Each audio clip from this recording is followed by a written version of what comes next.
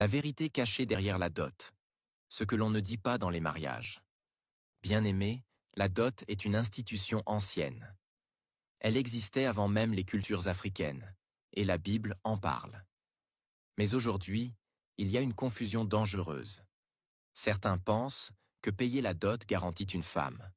D'autres en font un commerce, une démonstration de richesse ou un défi social.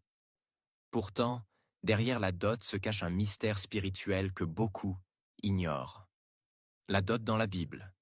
Un symbole d'engagement, pas une transaction commerciale. Dans la Bible, la dot était un acte d'honneur, jamais un achat.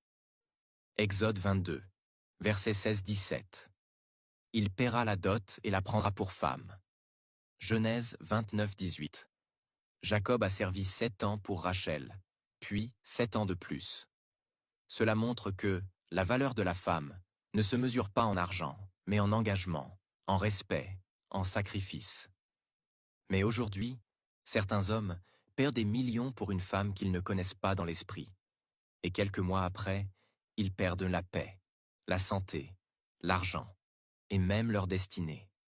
La dot peut devenir une alliance spirituelle si elle est faite sans la volonté de Dieu.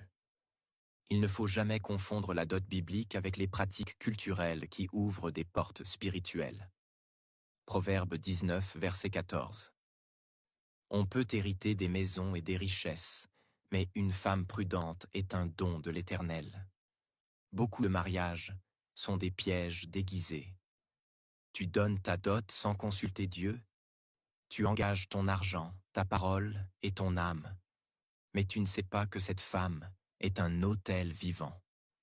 Derrière certaines familles se cachent des esprits de pauvreté, des alliances démoniaques, des autels ancestraux qui réclament ton sang ou ta semence, tes enfants.